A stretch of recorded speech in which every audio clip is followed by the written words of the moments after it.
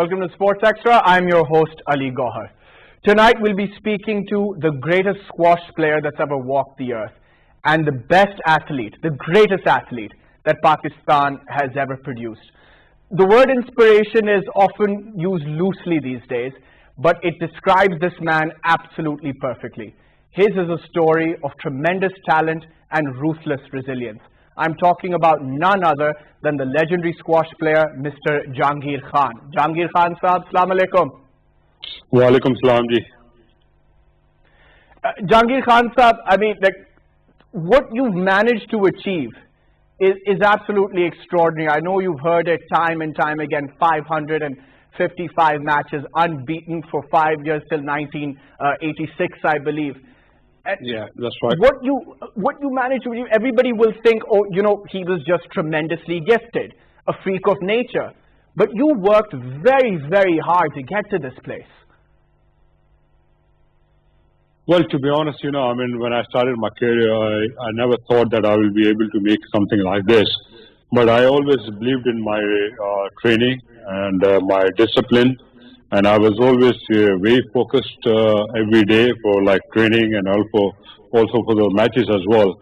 And every day I used to take the match like a final match. And I never really escaped from the losing or even winning. You know, I mean, I never thought of that, you know, between that time that I could lose as well or what will happen or things like that.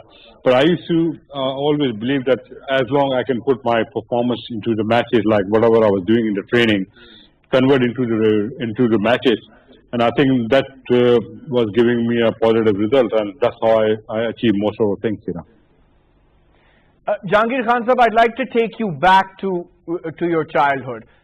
Now, we all know why you were drawn towards squash. Your father, your brother, your cousin, it was in the family, so it was only natural that you'd be drawn to that. But you had it tough. It wasn't all that easy to get to this position. You had some medical conditions, a double hernia, I believe. Many thought that you wouldn't be able to play, let alone achieve all this. So I'd like to talk to you about that period and how you managed to overcome that. Well, I was actually born with, you can say, like a physically handicap, and I was not allowed to play squash by doctor. And as you know, all the family members in our, like my father, my uncle, my brother, everyone played squash, and I was born in the squash family.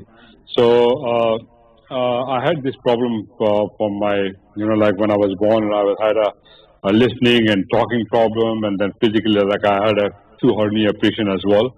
And as you know that when someone has the hernia problem, they can never ever work physically hard. And I had a 2 operation for that at the age of 5 and age of 12.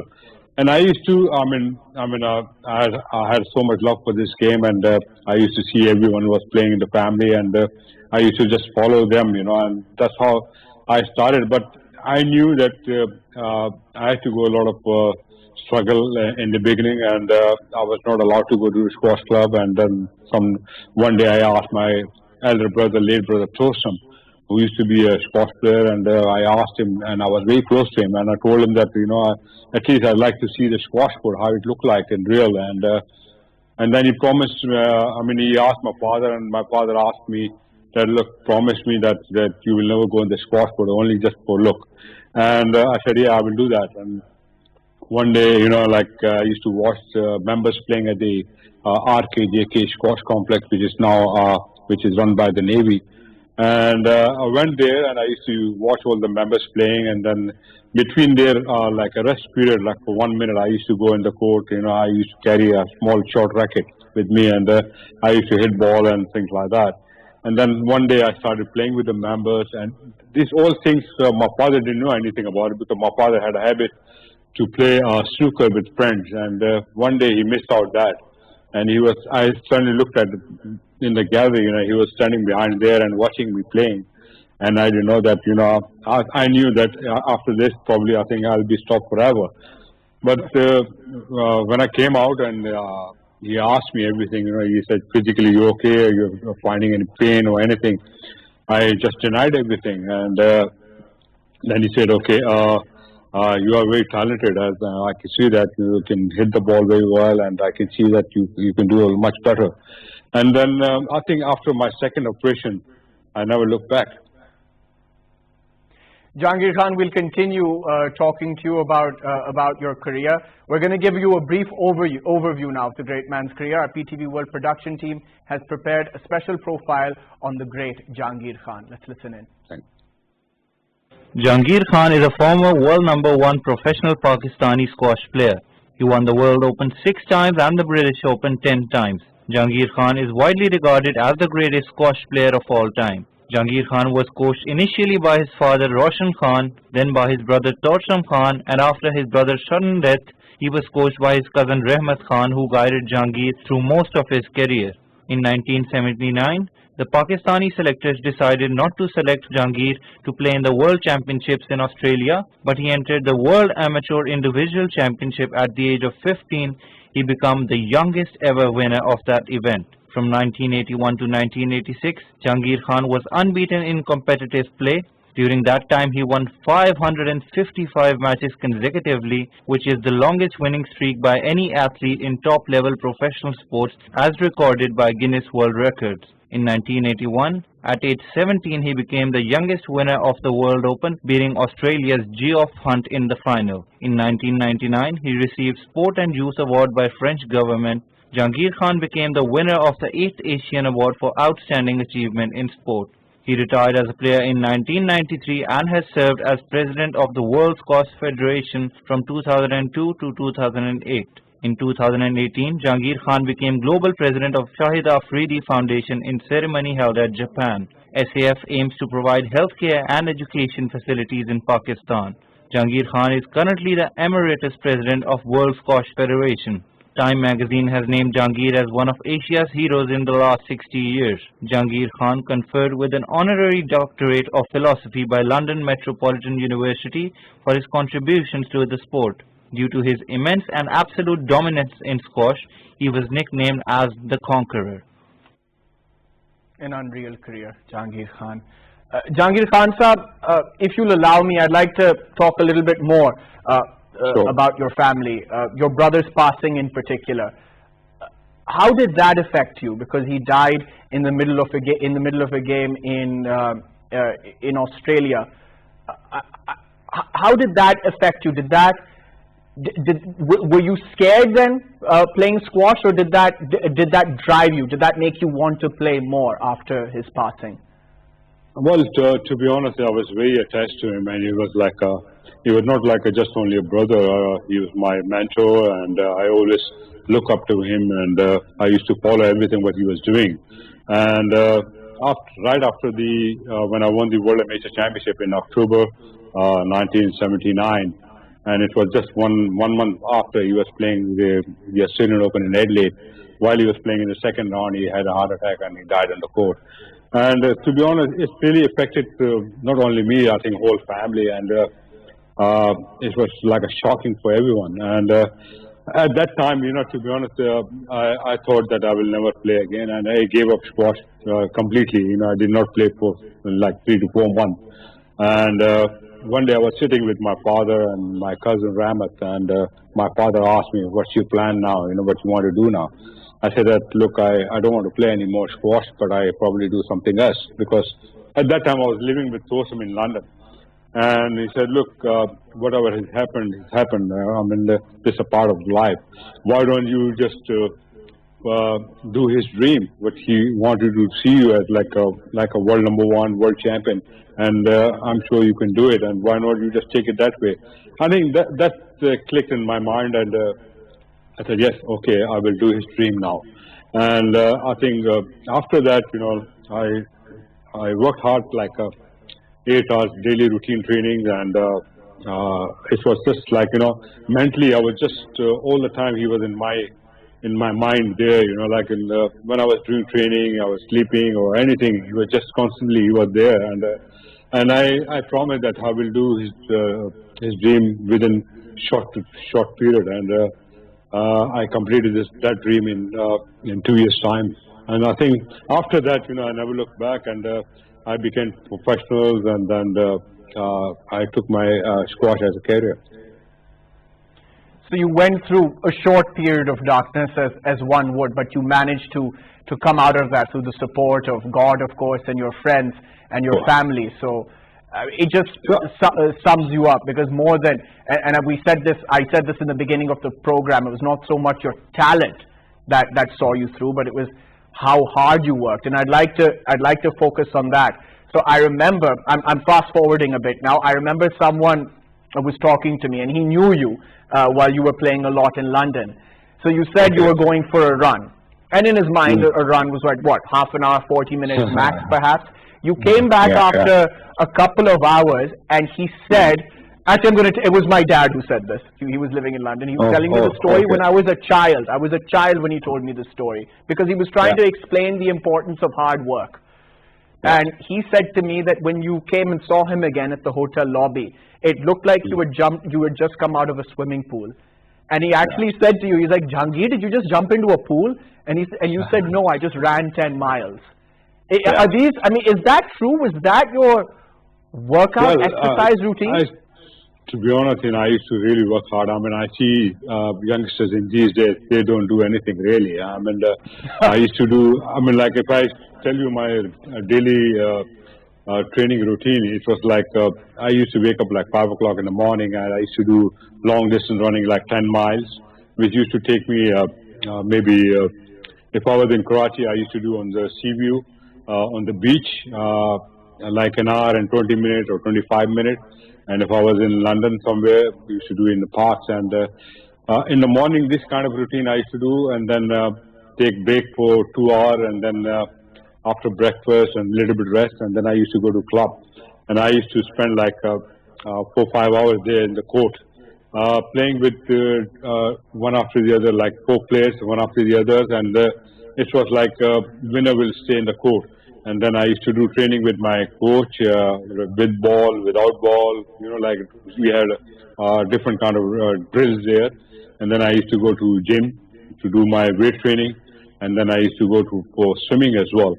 So this kind of routine I was doing daily, 8 hours, and 6th day I used to just play hard games, and 7th day I used to get rest. So this kind of routine I did for my whole career like that.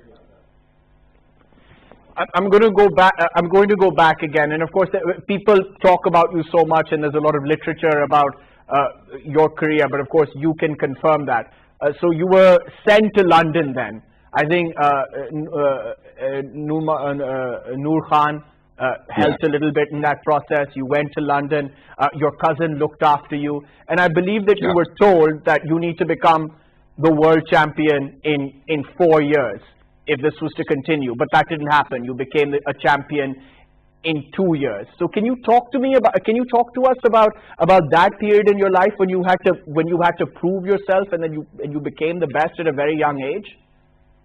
Well, before I went back to London. I was living in London actually with my brother. I used to play juniors tournament, and I was studying there as well. But this accident happened during that time. So Noor Khan was the chairman of PIA, and I used to sponsor by PIA.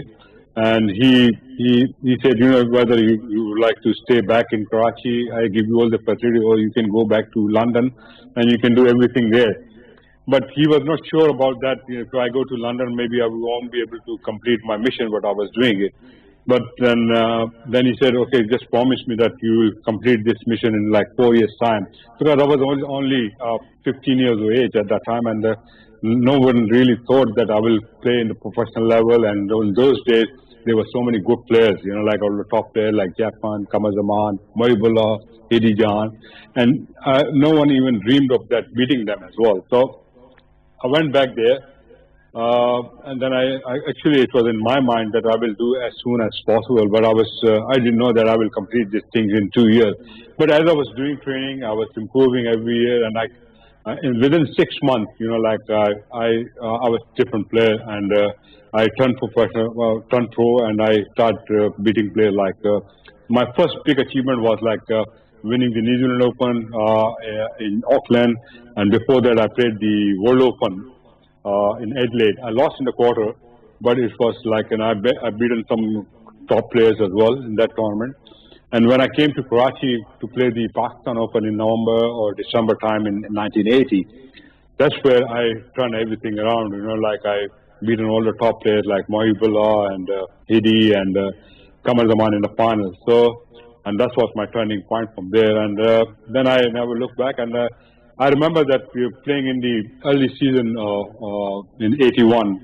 I was playing with all the players, and I played with Jeff Hunt as well. That was my first time against him. And when I played first time with him, that was I think in Germany, Munich, and we were playing some kind of tournament there, and I beat him there in the final. And I thought, I can get through with this. But obviously, with short period and little experience, was really a lack of that. But I lost in the British Open final that year in '81. But after that, that was my last loss, and then didn't lose any match till '86. I just want to go back to your medical condition with that double hernia. You said you had to work very, very hard to become the best. At what point did you get over that? When did the lethargy stop? At what point in your life did it stop bothering you that you could run 10 miles a day and do these ridiculous workouts? I think that was when I had my second operation when I was 12, and then I started playing in the junior level, and I think I won the Pakistan Junior Championship under 19. I was only 14 that time, and I got selected number 1 for the Pakistan team, who were participating in the World Junior Championship in Sweden. So I think from age of 14, I never looked back that way, and I never had any problem with this. Now, and then when you became the best, at what point did you realize that you are very, very good at what you do? At what point did you feel in command on the court? That you felt like this is where you belonged and nobody can touch you? Well, to be honest, the period which I had, unbeaten period, I think during that time I did not even had a 5 game with anyone, and I remember that even losing a point or losing a game to someone, it used to be a headline there, So I think that shows the result, like what the performance I was giving at that time. People can judge that how much difference I had with from number 1 to number 2 in the ranking, and. As I said, I did not go into a 5 game either in that period. There was a period for 5 years. I mean, you didn't give anybody a chance. I mean, I don't think you even dropped a game. I don't think you even dropped a game really. So did it ever get boring? Did it ever get too easy? Did the sense of complacency ever come in? Well, to be honest, once you playing at this level, it's become your profession as well. And then, it's just like a businessman, who always wanted to perform well, to do well. And this was my daily routine performance that way. And I used to feel like, if I'm working that hard, doing all the sort of training there, why not to achieve something like that as well? So that was not like maybe boring for the people, but it was giving me more motivation in that way to keep continuing that way. And I think when you do the best, I think that gives you the most pleasure inside that way, And I knew one day will happen, I will lose as well. And but to be honest, I never thought that I will create this kind of record, which is still on, and never meant for that way. But I think it just happened because I was following every day the same performance and putting everything in every day that way. So when you finally did lose after what, 5.5 years, I'm curious. You lost to a Kiwi, I believe, a New Zealander. Yeah, How did you deal with failure after so long? Because you were just seeing success. How did you handle that loss? Was it a difficult pill to swallow, or was it something that you just accepted and you moved on? Well, to be honest, I never. I knew it will happen one day, and that I will lose. And to losing against Ross Norman, I think I played against him maybe more than 300 or 400 times. Like we were playing all the finals for 2-3 years, and I was beating him like 3-love or 3-1 most time. But at that day I lost, and then really, I mean, like week after we were playing in Swiss Master, and I beat him again. So I knew it will happen one day because it's a part of the game, and sometimes you are not 100% there. And actually, I had a little bit of a knee injury before the World Open at that time, and then I was resting for 2 months. I could not play at that time because my knee was swollen up and I had a torn ligament there. So I did not really train properly, but this is not an excuse. As I said, he played well at that day, and I knew it would happen. And I think it gave me again motivation to come back again and to prove it. And I was unbeaten again for like 9 months after that. So I want to go back a little bit with what you said earlier, and I want to talk about your workout routine, your workout regimen. And you said something interesting, that these days youngsters don't work hard at all. They in fact don't know what hard work is. Because what you had to do, I guess you had to work extra hard because of your medical condition, but you also had this burning desire to be the best. You wanted to achieve something extraordinary. So tell us a little bit about that fire in your belly. What drove you to be this good? Well, to be honest, I mean, like if you have a dream of becoming something extraordinary or to become a world #1 or world champion, it does not just come like that. You have to be superior than all the other players in the circuit playing with you. And obviously, by achieving that, you have to go through all the mental training, physical training, and with discipline. It's not just happens in one day. It has to be continued like months and months and years as well. And as I said, when I was playing in the circuit there, it was like a dream for me to stay at #1 all the time. And if I want to go out or retire, I should be leaving at the top spot as well. So that was my dream. And when you are playing in that level, to do something like that, obviously you want to do the best. And then obviously it does not come just without hard work or training, physically or mentally, and you have to be more higher than all the opponents you are playing against in the world. No, because I mean, you're not. In the sense that you had a serious medical condition. Doctors, experts said you forget winning or forget winning all that you won. You won't even be able to play. So I think that must have driven you as well when people told you, no, you can't do this. That must have driven you as well. Yeah, well, to be honest, I like that way, because if someone says, I can't do it, then it's like a challenge for me. I always try to prove it, and I think that's the proof I did it. And I remember the same doctor used to come and watch me playing in Pakistan Open, and I used to say, "Oh, I just can't believe that he's playing this hard game like that."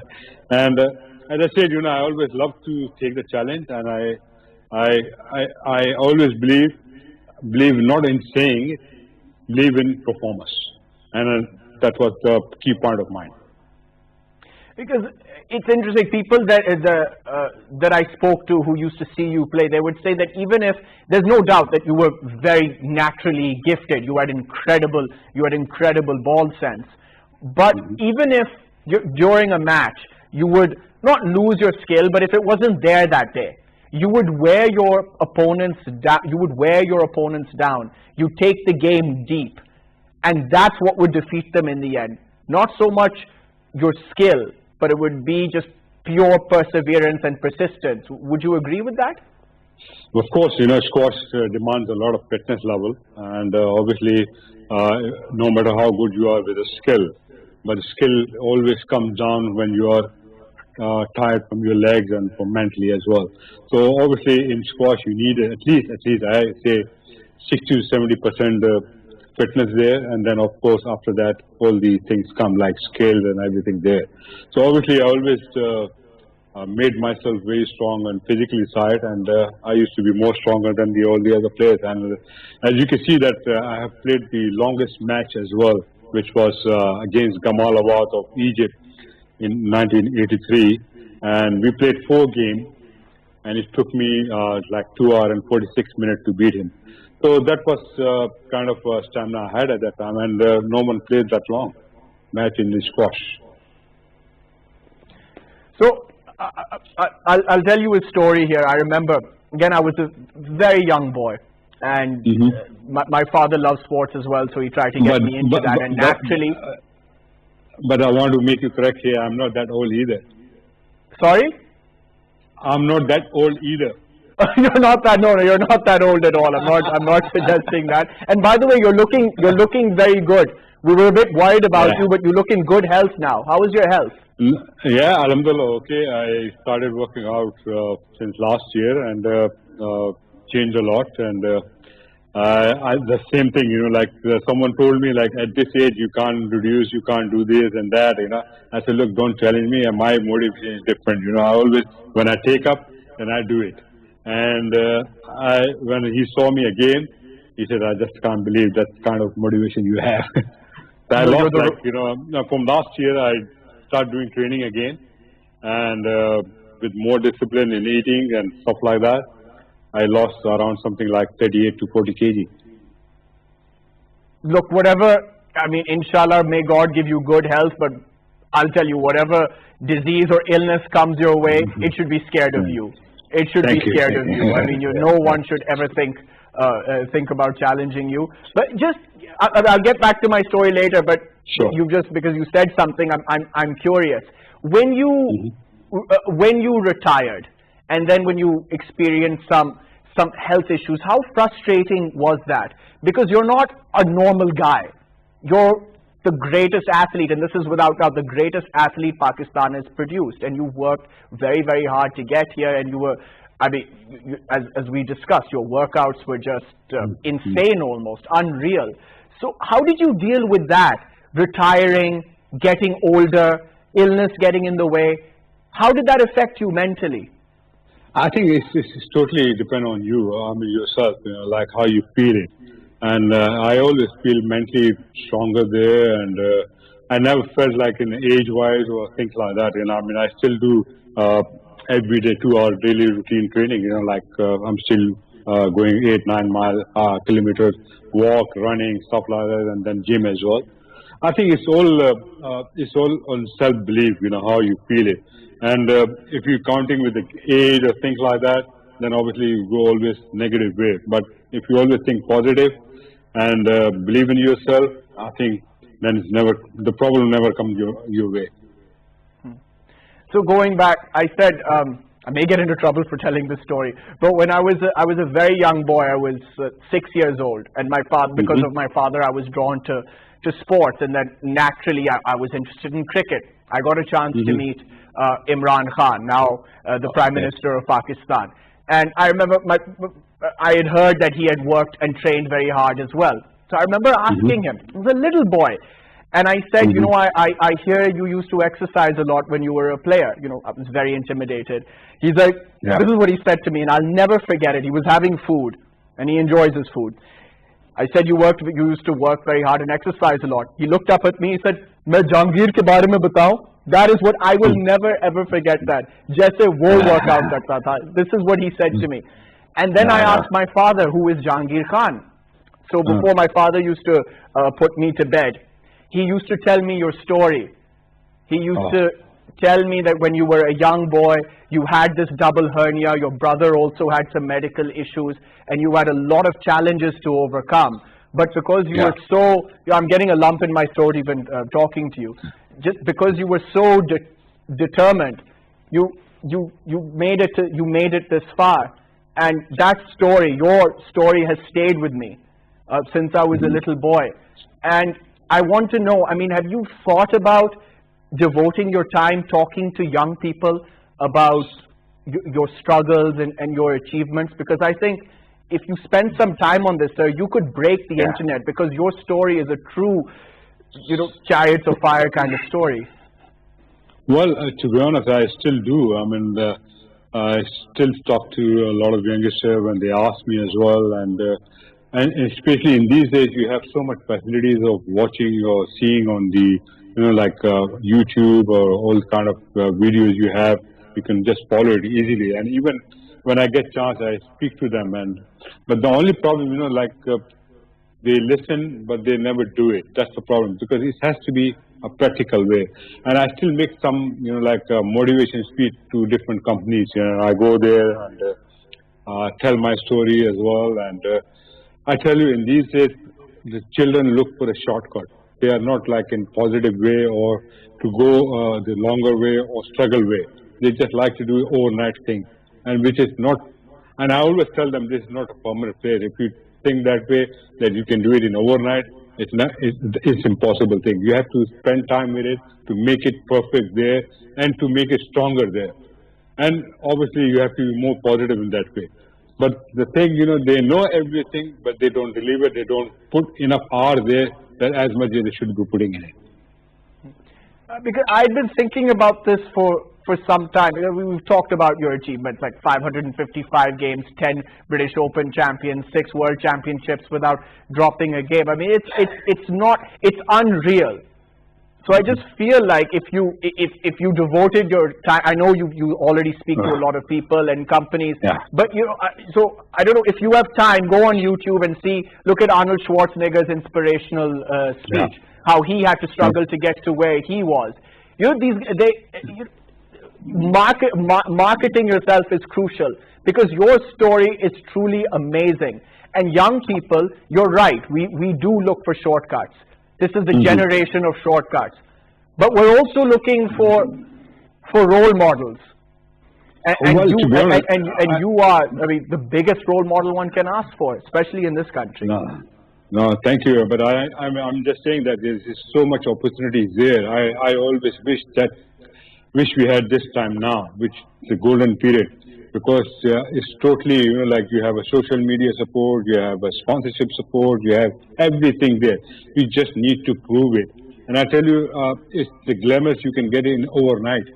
Because the exposure you get in overnight all over the world, in our time, we used to get only like maybe in 10 years' time.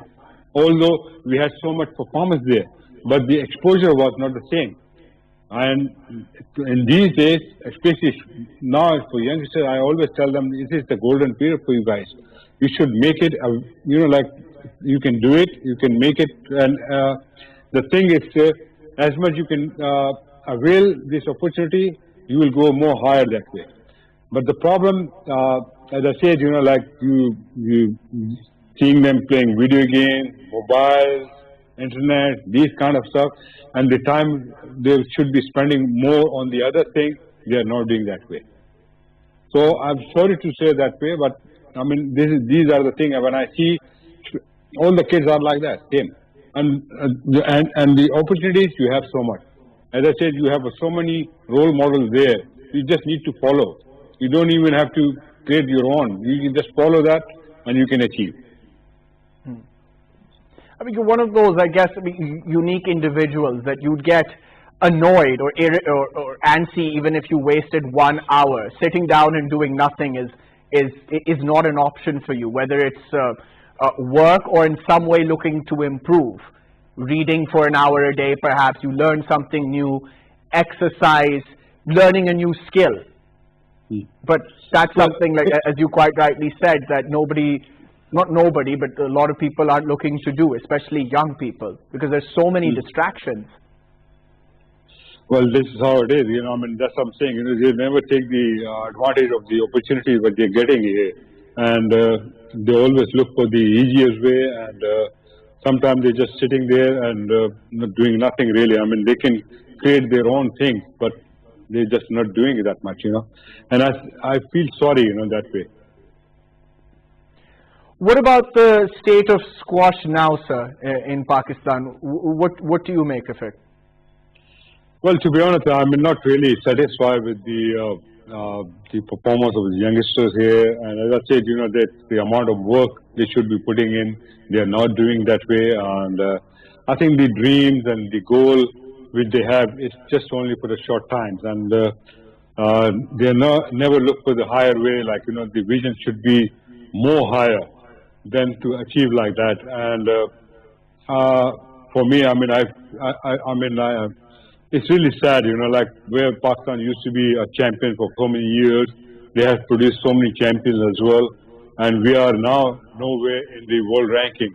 And it's really, it's a shame, and same time, I also blame the government as well and the federation in that way, because the amount of work should have been put in there, or amount of support should have been put in there. They have never given that much.